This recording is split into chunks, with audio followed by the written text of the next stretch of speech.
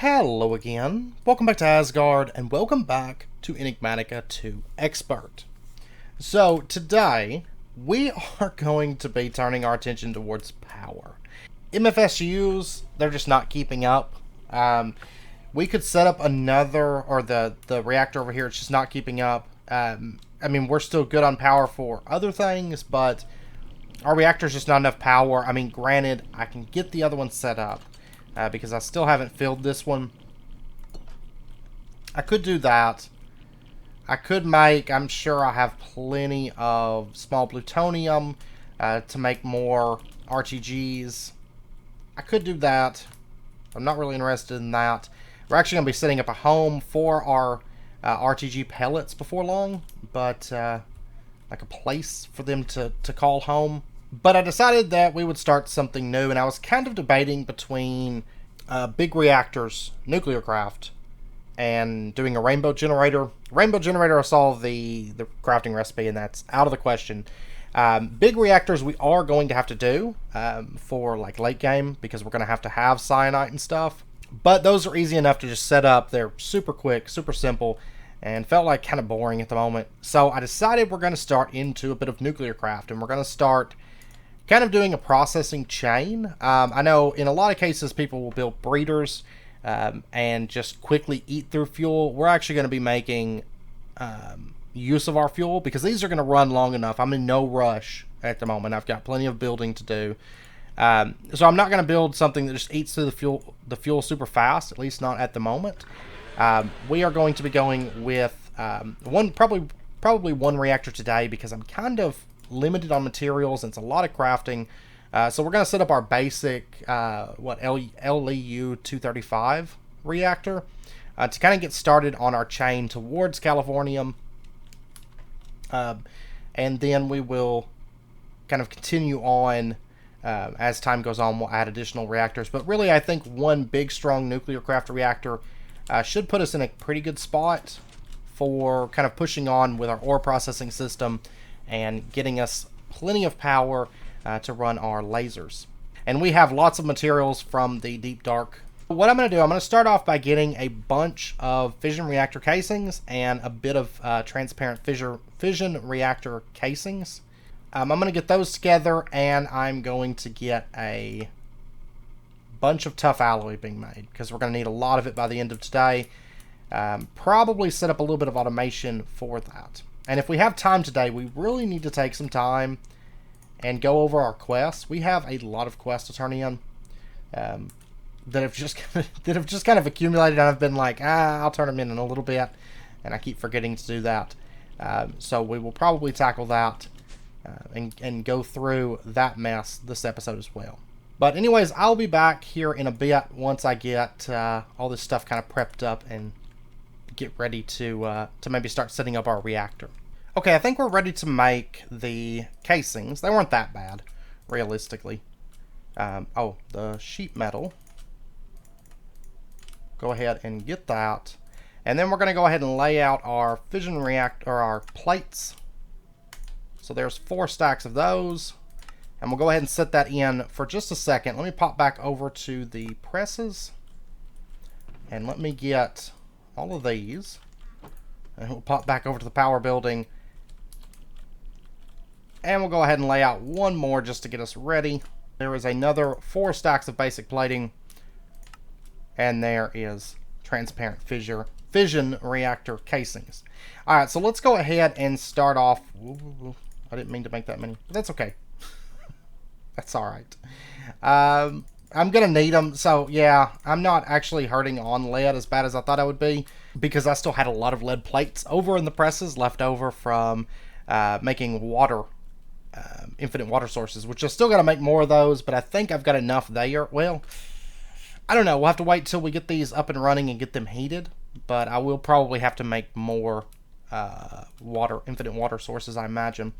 But this first reactor, we're actually going to set this up right over here.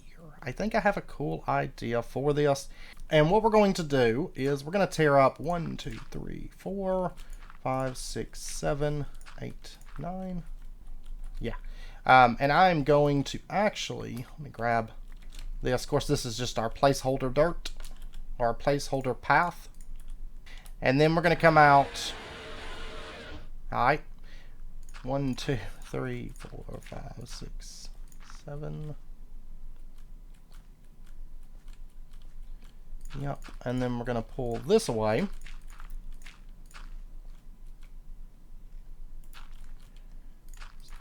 And we're going with a 7x7 interior or 9x9 exterior size for this.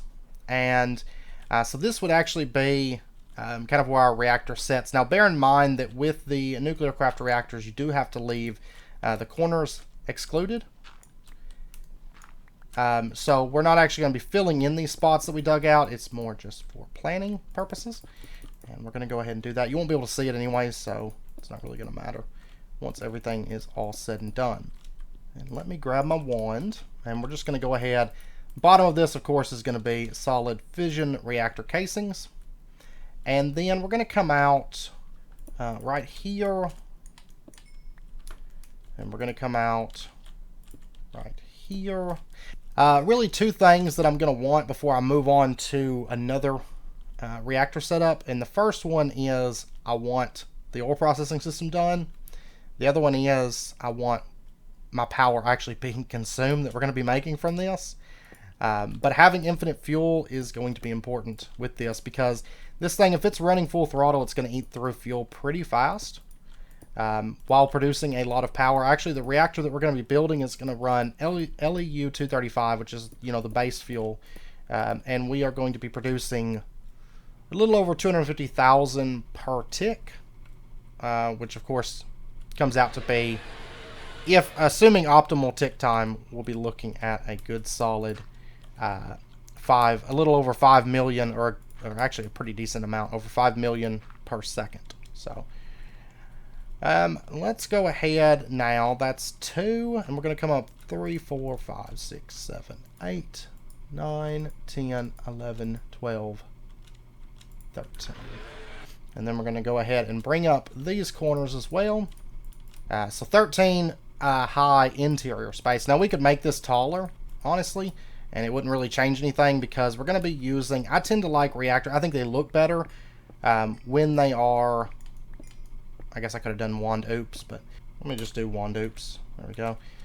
Because I didn't feel like digging all that out. But I tend to like reactors that you can basically build upwards. You know, they're like basically everything kind of runs vertically, so everything, you know, just is mirrored all the way through. I tend to like reactors like that a bit more. I think they look better. Now with nuclearcraft, there is a lot of benefits to kind of making a little bit more of a wild reactor, where you try to cram as much possible cooling into every single inch of your reactor as you can, because of course with nuclearcraft you have various different coolers with various different cooling rates, and they all have special criteria that has to be met for them to actually work. I will say this reactor is not going to be completely filled. A lot of times I build reactors that are crammed full with coolers and stuff, but I actually like the design of this reactor, and I like the way it kind of looks, you know, from the outside and stuff. And I think once this is done, and then once we build the casing that's going to go over it, which I don't know if we'll build it today, but once we get that built, I think it's going to look pretty good and kind of sit up here near our power building. We're going to have a lot of kind of taller structures and taller little setups and stuff that kind of sit up around this area here. So now what we're going to do, before we start putting on any glass or anything like that, and I will say, yeah, I think I'm going to have to make more.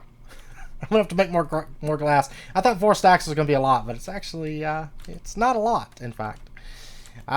But now we're going to make ourselves some reactor sails, and I actually need 117 of these. 117 of these reactor sails. So I'm just going to go ahead actually and make 2 stacks of them, because what the leftover we will end up using. So I'm not all that concerned about it, to be honest.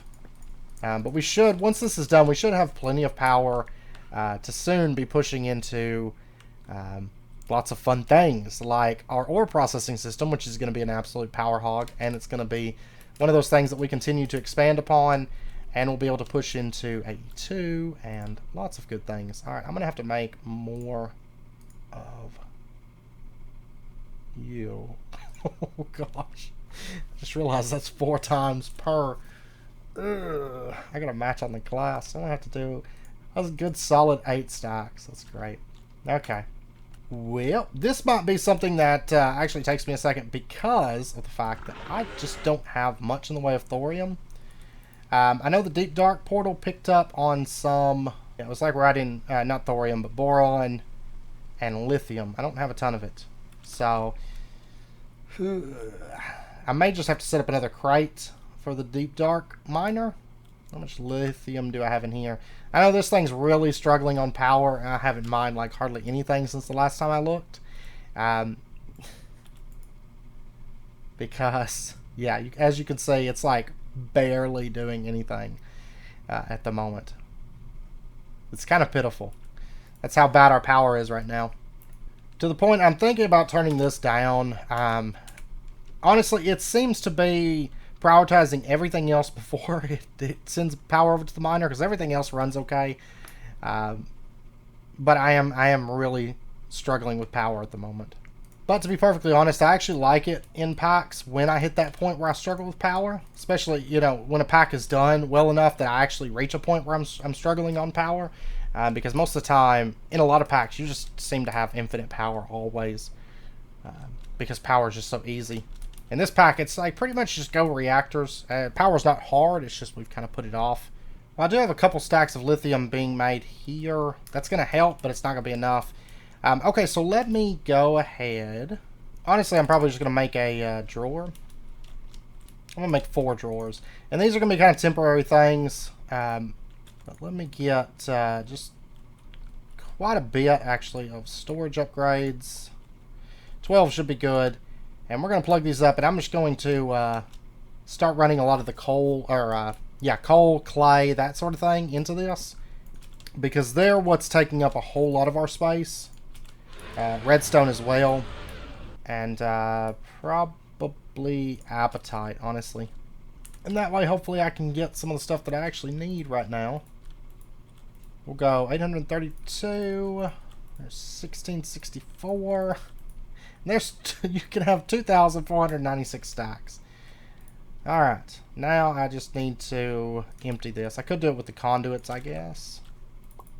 Okay, I got a little bit more tough alloy, but I just did the math, and once we get over the 117 cells that we need, we also need another 1,456 tough alloy for the coolers. So it's gonna be, no, actually I didn't think they do make 2, so only 728. That's not as bad. It's still pretty bad, but it's not as bad. But anyways, there is our first stack of reactor cells. So we'll go ahead and lay out what we can just to kind of get us started. So in the very middle, we're going to run a line of reactor cells just directly up like so. And then we're going to come out diagonal. And then right here, we're going to bring out reactor cells all the way up. And then right here, and right here, and right here. And that's where all the reactor cells go. I just got to get these things made at this point. Another stack will do it. So once I'm pretty much just waiting until this gets the lithium that we need. Lithium is the big. Well, actually, though. But while we're waiting on that, because that's going to take a minute, but once I get lithium, if worse comes to worse, I will go take the scanner out and mine for it. But I'd rather just not have to. But I have some other things that do need to be done. First up, I'm going to need 52 graphite blocks. This is easy. We got lots of coal now, so like this first reactor is expensive. The ones that come after this though won't be expensive. So we are making progress. But we're going to put out graphite blocks just completely around the center reactor cell, and we're just going to bring these straight up. And the thing is, once our laser system really gets up and going, we won't really be needing lithium because it's going to be making lithium for us. It's just it really hasn't had the time and isn't getting the power But I tell you what, instead of making our other stack of reactor cells right this second, I'm going to go ahead and just make some coolers. Because we can easily make a few of these kind of to get us started. So there's a stack of empty coolers. We are going to need 104. So we'll be 40 short at the moment, which is fine. Yeah, I don't have the tough alloy. But we're going to get, the first cooler that we're going to be getting is the Emerald Cooler. Because it's 140 heat per tick, and it just has to be adjacent to at least one active moderator block and one reactor cell. So that'll be fine. And they're not terribly expensive. I actually don't have a ton of emeralds in here. That's fine. So let's just grab some bee grubs. Pam's is just too OP. And we'll just toss these in there. Sale.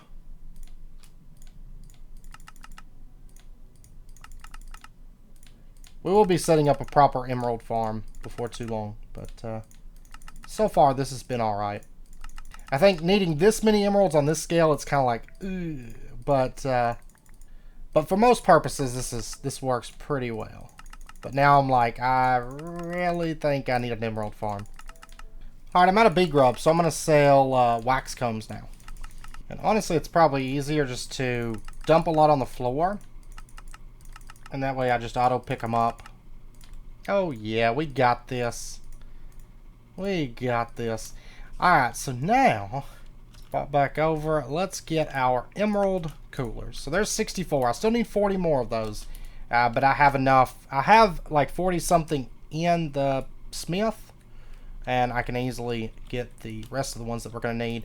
So what we're going to do, we're going to start off and just bring these up in the center. So that way I can put the reactor blocks around this, and they don't block us from being able to get in. So remember, the criteria here is that we have an active moderator block and a reactor cell. So graphite serves as a moderator block, reactor cell right there.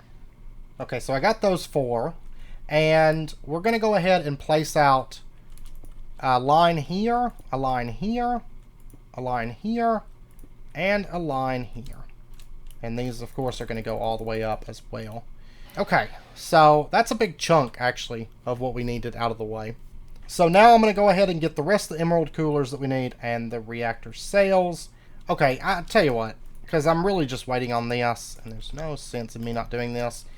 Let me go ahead, shift right click that, so we've got lithium blocks stored. Of course, there is just the like the precious ores or whatever, but this is going to specifically look for lithium, because realistically I only need 150 ore, with ore doubling. I wish we had our ore system already in place, but let me actually just teleport down here. But this should be fast enough. I mean, we have unbreakable pick, and we've got superfood and all that. Yeah, look at that. So I'm going to go ahead and just vein mine this out. There is a deposit of lithium and boron and all that good stuff.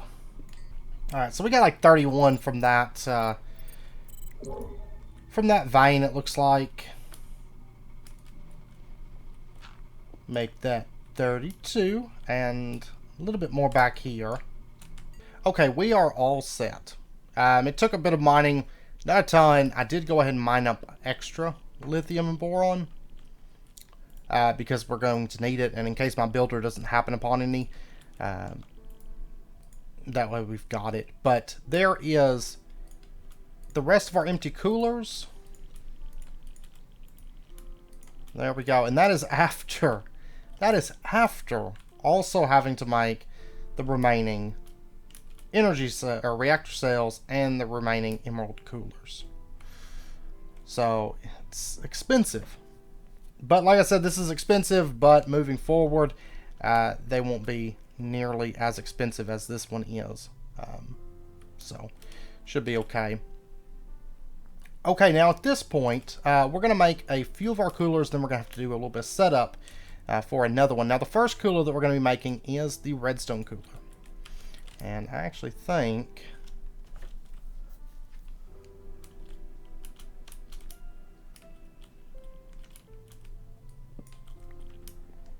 I'm going to take a crafting station over here because this is going to make it a little bit easier for us. Because we need 104. Let me just dump this in here. We're going to need 104 of these. So we're going to need a massive amount of redstone for this, but luckily redstone, it's really not a big deal for us.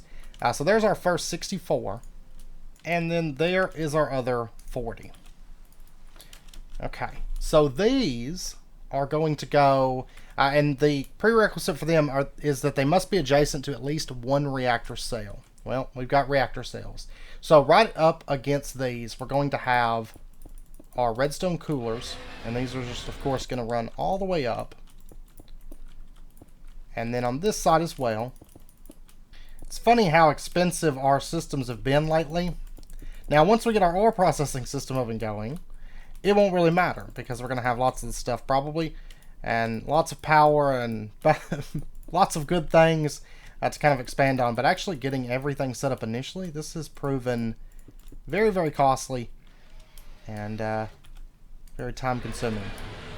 Okay, there's our redstone energy blocks. Now, the next thing we're going to need is we are going to be making 52 cryothium coolers. And cryothium, of course, we're going to need blizz powder. Now, right now, I do not have a mob farm set up. That would be an ideal situation. We're not in an ideal situation. So what we're going to do, let me pop over to the storage building real quick. We're going to use a little workaround here. We're going to grab this resonant conversion kit that we got from, I think, a quest or something a bit back. And we are going to grab ourselves a bunch of permafrost. This stuff, it's from Quark. It spawns. I found it underground. I've got it actually right here. Yeah, that's cobblestone. But this is where I was mining out permafrost. And that is a plains biome. So you can find it, I think, in pretty much any biome. It's just deep underground. It's like a cold area. And what we're going to do is we're going to upgrade our pulverizer. And inside the augmentation, we're going to put in auxiliary sieves, which are super, super cheap. We're going to put in 4 of those, which is going to increase our chance of secondary products. And then we're going to toss in our permafrost, but it seems like it's actually going to be excessively slow. Ooh, yeah, especially considering I'm not getting very lucky at all. And I'm going to need a total of 416 blizz powder.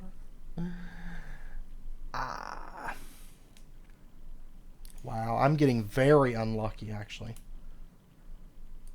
on the secondary output. Okay, I wasn't really expecting that, but, okay, yeah, this is just going to be too slow.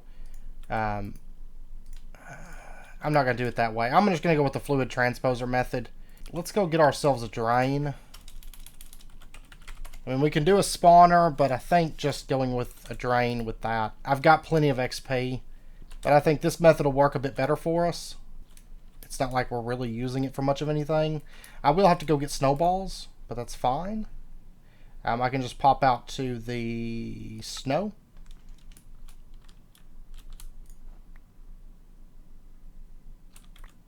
And there's a whole bunch of snowballs. That's like plenty.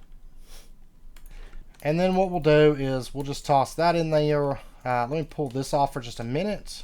And we'll put the XP drain right there. And we'll just stand on this. And we'll get this running. And I'll just come back every so often and check on it. And fill it back up with XP and stuff. Because we have something else that we are going to have to craft out. Because the other cooler that we're going to be making is going to be the liquid helium cooler. But the liquid helium cooler isn't actually all that bad. It's going to be pretty easy to do this. But we are going to need to make ourselves a helium collector. Now this does require zirconium. I don't know that, because I don't think that we actually made a rock crusher. I want to say that we didn't though. I don't think it actually came up that we needed it for anything. And that's pretty well standard craft. So give me a second to get this together. Of course we have uranium-238 over or downstairs. Some tough alloy, yeah. This is easy enough. Machine chassis. Electric, this is all default recipe. Okay, give me just a second here. I think I've got everything prepped to get us rolling again. I swear, this has been a process. And of course, I picked fairly expensive coolers. So, but I think I also got our blizz powder prepped up too. In the meantime, I think I got enough. But anyways, I went ahead and made a few other things that we're going to need to get this stuff set up. So these are all pretty straightforward machines, but I did get the decay hastener. We're going to go ahead for right now. No, not here. I forget. This building has like no power whatsoever. We'll set it right here. And if we take our uranium-238, which of course we have like infinite of this stuff at this point, we throw it into the decay hastener, that's going to make thorium-230. And then we're going to go ahead and set up our rock crusher as well. And to get the zirconium that we're going to need, it is diorite, correct? Yes, it's diorite. And this part's really not too bad. Let me grab a stack of diorite. Honestly, is probably going to give us enough to get what we need. So we're just going to take that. We're going to toss it in. And that's going to start running. And there is our uranium-230. And we're going to go ahead and just craft that into a block. And then we're going to need, okay, some basic plates. And there's our zirconium. So let's go ahead and just grab that. And we can just get this smelted real quick into zirconium ingots. And then we should be all set at this point to get our Helium Collector. So there's that. Probably the easiest way to do this is just to make a tank. My inventory is terrible right now. But we just have so much stuff going on into this at the moment. So we're just going to put that there. That's going to start filling up with helium. And then we'll come back here in a minute and get our helium out of there. Now, while that's running, let's go ahead. And to get our cryothium, it's just our blizz powder, redstone, and snowballs. Yeah, we've got quite a bit of blizz powder. I'm going to get as much as I can. I did have to pop over and get more to make this, like more snow, but that's fine. We just teleport. Let's go ahead. There's some cryothium. There's some cryothium. We can get ourselves 32, which will put a dent in what we need. So what we're going to do is we're going to come over and right here, right between these two, right up along these reactor cells, we're going to place our cryothium coolers, because what they need is they have to be adjacent to at least 2 reactor cells in order for them to work. And then I just need 20 more. There's 16. And then a bit more cryothium, and there is 4 of those. Or 4 more of those. Alright, so we got all the cryothium coolers we're going to need. This is one of those things, like, it hasn't been awful to prep for. I mean, because lead, I have so much lead. Because I've been running so much, and then I have so much ore still. Lead hasn't been an issue. It's really just been the lithium, and then it's just been a lot of running around. Because right now, which I know right now we don't really have much in the way of automation. That's kind of what we're pushing towards at this point, as you might imagine, is getting into a bit of heavy automation, starting with ore. But then we're going to be moving into other things. And then to get our helium collectors, we can just do... Oh, no. Oh, that's right. I need liquid helium. So in that case, we're going to need a supercooler, which really isn't that expensive to craft. Hard carbon is diamond and graphite. Okay. There is our supercooler, the Hoth machine, and I guess we'll just put that sitting here for now, and then we'll just move the helium collector over and set that up. And so that's going to start getting helium. It's going to take a little bit, and then what we're going to do is going to be awful. It's going to be a little bit of a time sink here. We're going to go ahead and dump that in and let that start running out our liquid helium. And then we're just going to go ahead and put a fluid conduit on there. And a tank, and say extract There we go. So we're going to start getting that liquid helium. That's a lot of liquid helium that we're going to need for this. Yeah, because I'm going to need like 104 buckets. I mean, I could speed this up, but really this isn't the issue. It's the helium collector that we've got. But realistically, I could make a better one a whole lot easier. It's just going to take basically a lot of thorium, basic plating, and some zirconium, which is all really, really cheap. I'm going to get that together, and I'm at least going to get the 80 millibuckets per tick, because it's going to really beat out the 10. Yeah, I'm going to go for the 80 for now, and then we'll see where we stand, because we have some other setup stuff that we got to do. So this should be fine. I promise the next time that we do this, it'll be so much easier, because we'll actually have automation in place, but right now I just need power, and I didn't want to go with big reactors because it's boring.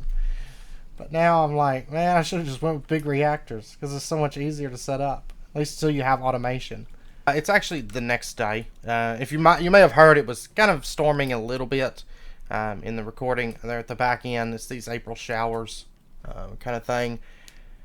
And I ended up turning off my computer, and then I just went to bed. And then I got up and did a little bit of stuff on here. I did get this set up so we can get that crafted.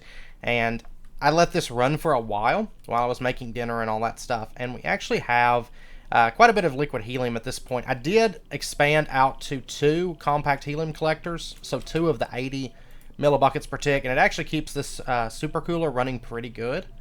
And I did add some speed and energy upgrades so that it crafts pretty quick.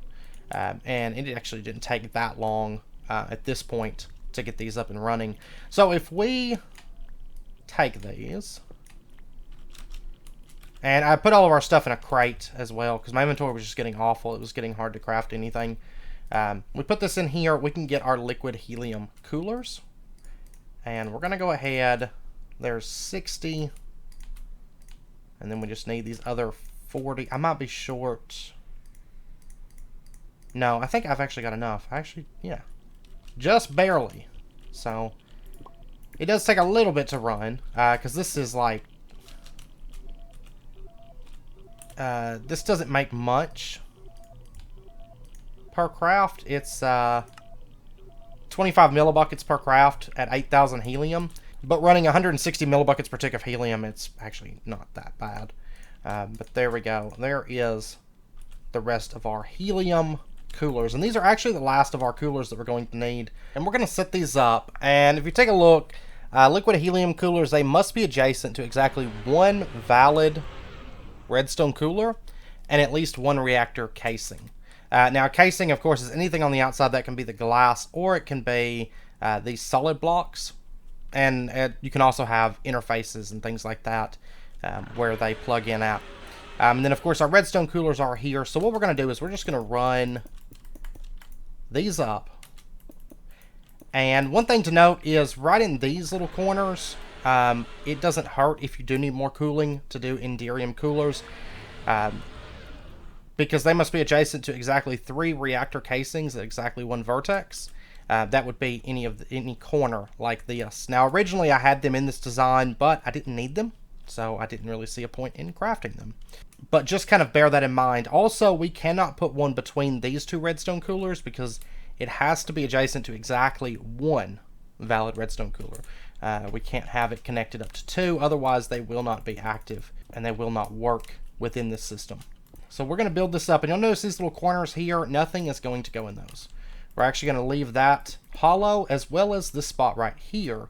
We're going to be leaving that hollow. And then we'll just build up the rest of this. And this is actually the finished interior. This is how it's going to look. So, and then we'll have glass over it, and I think it'll look pretty spiffy. Okay, and so now what we're going to do is we're going to put in the fission controller, and you'll notice that this has to go on an edge at a corner or within one of the faces of the structure. So what that means is it can go kind of in these little bits. Like if we were to plug it up here, this would be valid. It does say the casing is incomplete, but that's because we haven't put the glass on there. We can also put it onto here. And then we can also put it, like if we were to put it here, that would be valid. So what we're going to do now, we do have to make a couple interfaces, and we'll get to that in just a moment. But first and foremost, we're going to go ahead and run some glass on this. And we'll go ahead, run this out. And we're actually going to be trying something today that I've never tried before that I can recall, to see if it'll interface with this.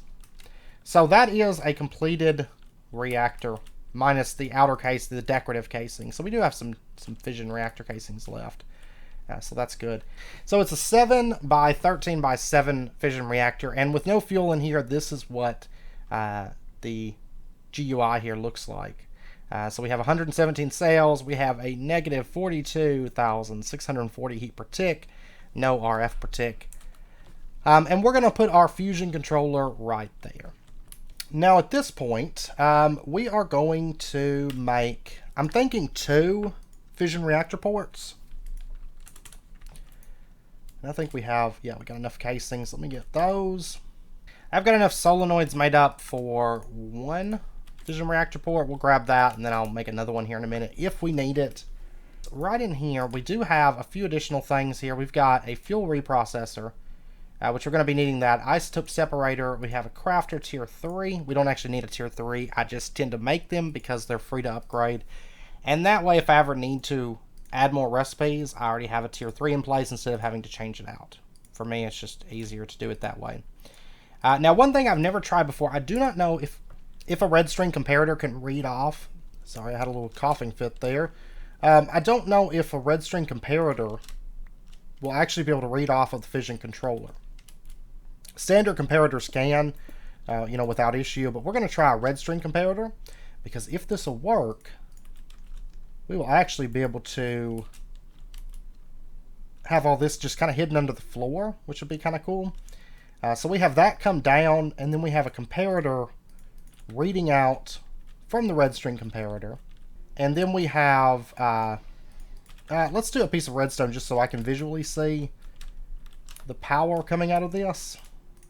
And then we would have a potentiometer right here. And we'd have this turned up to say, like a 9, 10. Yeah, let's say a 10 on this. Now we'll have to chunk load that, this area, that's fine. And then we would have that then feed into a redstone conduit. So it is showing a redstone line going down. And if I put that there, it does not interfere. That's perfect. Okay, so in that case, what we'll do is we'll run this out, down, and then just run this across. We do not want it to connect here. We do not want it to connect here. And we're going to say input is on the red, and we're going to say the output is going to be on the red. And this is still showing that it's connecting. Perfect.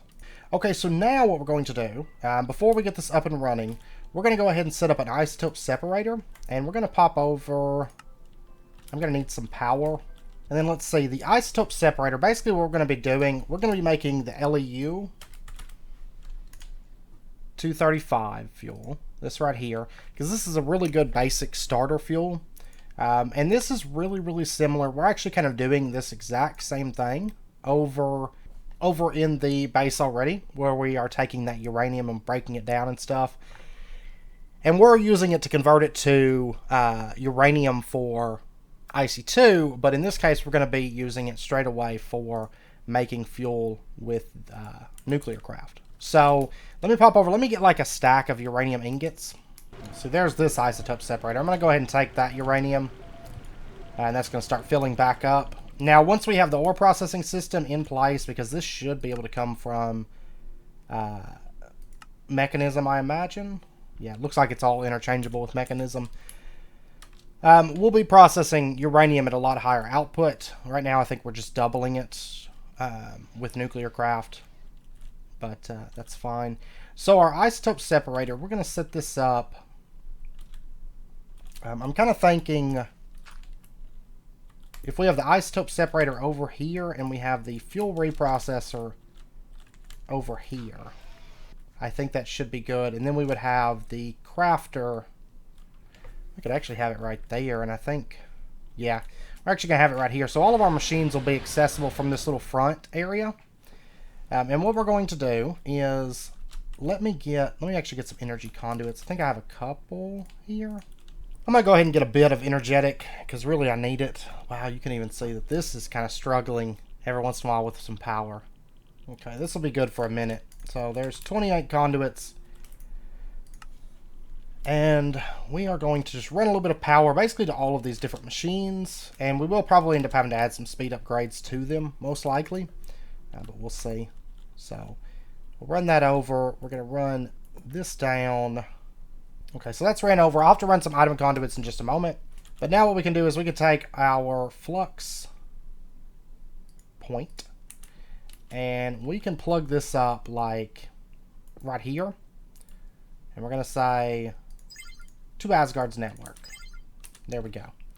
And so we should we should get some power into this once we have some power to give. I'll tell you what, we can easily fix that though. We're going to kind of jumpstart this system just a little bit here. Let me get a lever. I'll tell you what, for just a minute, let's go ahead and grab this. Because we need to make some fuel to kind of get us started. But once we get some fuel into this, we shouldn't have any issues. So, okay, so we're going to go ahead and just toss in some of this uranium. And we're going to get that running. And that's going to make us uranium-238 and tiny clumps of uranium-235. Now, we need to get at least 9 of these tiny clumps to make a fuel cell. So we're going to take that. I just need one fuel cell kind of just to get us started. Because this should produce plenty of power to kind of jumpstart our system and get us up and rolling. So what we're going to do is we're going to take this. Actually, I could. Well, I'll do it here and then I can easily set up the crafter here in just a minute. But we're going to go ahead and get some LEU-235 fuel. This is a really solid starting point. Now, I know that in the quest, there's a quest about fuels. If you notice, this is a base process time of 30 minutes, base power of 720 RF per tick, and then a base heat gen of 60 heat per tick. So we're looking at 30, 720, and 60. And then if we take a look here, TBU fuel is 60, 360, and 21.6.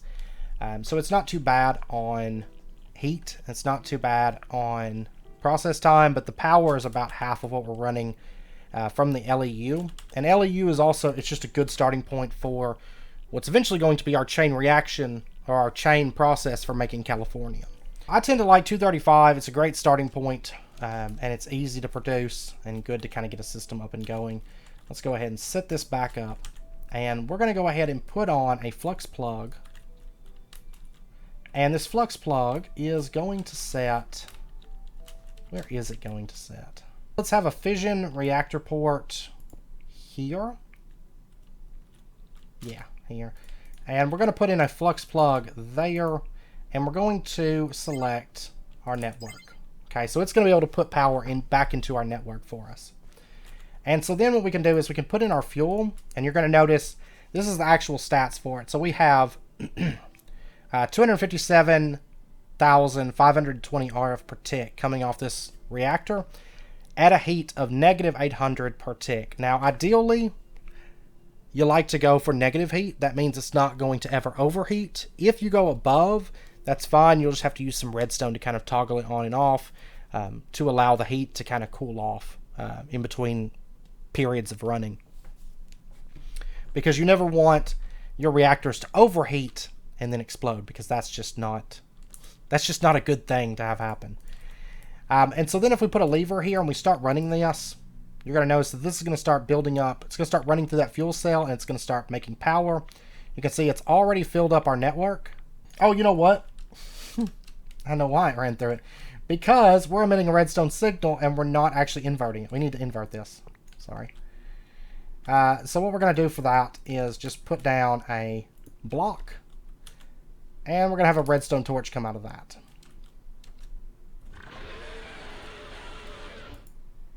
And we're going to say you can input on the red signal. Now it looks like this has already ran through a little bit of that power. Yeah, it's dropping. But our isotope separator is able to run now. So that's good. And you can see a lot of backup power built up in here. And then what we're going to do, I will probably have to make some speed upgrades for this, but that's fine. It's not really a big concern for us. Let me go get some item conduits. And also worth noting is that you will always have a slight excess of uranium-238. 235 is what you're going to be wanting. But there is ways to get that 235 back. If you kind of want a closed system, you can actually turn plutonium back into 235. We're just going to be running uranium because here, once we get the ore system up and running, we're going to have tons of the stuff. So we're really not going to be hurting for it at that point. Alright, so what we're going to do, let's pop down underneath the floor here. And we are going to set up some item conduits. I know. We're going to run these down. We're going to say you can extract. And these are going to come right over to this crafter. Basically just keep these conduit lines together here. And we're going to say that you can insert. So the crafter, we're going to set up just basically one recipe here. Or no, two recipes, I'm sorry. The first recipe that we're going to be setting up is to make uranium-235. And we're going to say this is going to be an internal recipe. And then we're going to have a recipe here. And we're going to set this also to on to activate. Yeah, I don't think we're getting a redstone signal anywhere here. And then we're going to make a recipe here for our fuel. So that, apply, and that's how we make our 235 fuel. That's going to be external. And then we're just going to fill this out with kind of some placeholders. We'll put a bunch of uranium-238 into there. And then we'll spread this out a little bit. And we're going to say, remember the current items in the internal and external buffers. And we're going to turn this back on. So this can make us our LEU-235 fuel. And then all we have to do is just pump that out into here. Say that you can insert. And you can extract. Always active. There we go. It just kicked on. And here in a second, once the power builds up in this, we should see it shut back off. There we go. And that's because the redstone said, okay, that's enough. You've ran enough. We have everything we need in our buffers. And it powered off the reactor. Now, we could put a timer on this so that it doesn't toggle on and off. You know, it would run and get a little bit above our threshold and then run back down. But this thing feels so fast that honestly toggling it is fine. Not to mention nuclearcraft. It doesn't have the issue with immersive where it toggles on and off and only does just enough. You'll notice that it makes a bit and then it can set and kind of run down steadily before it runs again and then fills kind of back up. Not that important that we stop this from kind of toggling a bit. And once later on down the road, this will probably be running pretty much all the time anyways. Okay, so now we need to actually take this fuel out. And for that, what we are going to do, which actually, I think I'm going to shift this up. But what we're going to do is the Fuel Reprocessor. The way we're going to plug this up is simply item conduit right here. So that you can insert, you can extract. Okay, so it's going to automatically extract the depleted fuel cells, dump them down into here, and then we're going to get these tiny clumps. Now at the moment, until we get a proper place set up to store these, because I don't have a proper place at the moment, we are going to just pump these out. Well, actually not even there.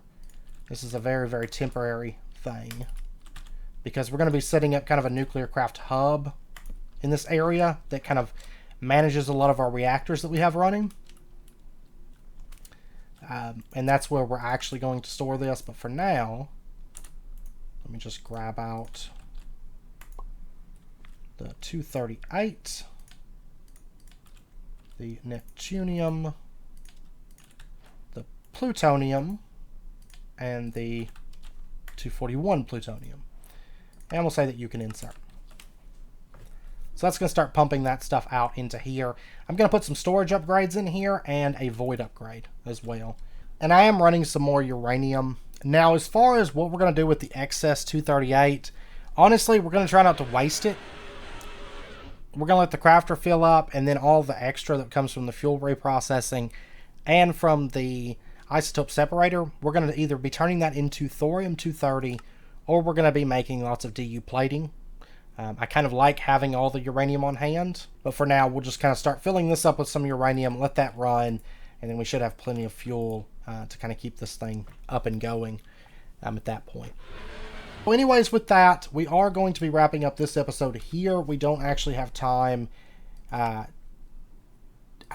don't think, without just kind of rushing through them. We don't have time to go over a lot of these finished quests. It's just a bunch of loot chests, which I don't really care nothing about. So, I'm just having fun doing the building and stuff on here. And actually starting to focus on a little bit of automation tech power because we've been neglecting it. Because it's like I get on here and I'm like, what do I want to do? Oh, I want to build something today. And then I end up doing that, and I end up neglecting things that I should really be doing as far as making my life a little bit easier. And then we have to struggle through making a reactor like we did today. But soon enough, it's not going to be an issue. So, yay. But anyways, I hope you guys enjoyed it. If you did, as always, be sure and hit that like button and go ahead and subscribe if you're not already to stay updated with when new videos come out. And I hope to see you guys next time. So until then, as always, do take care, stay safe. I'll see you guys then.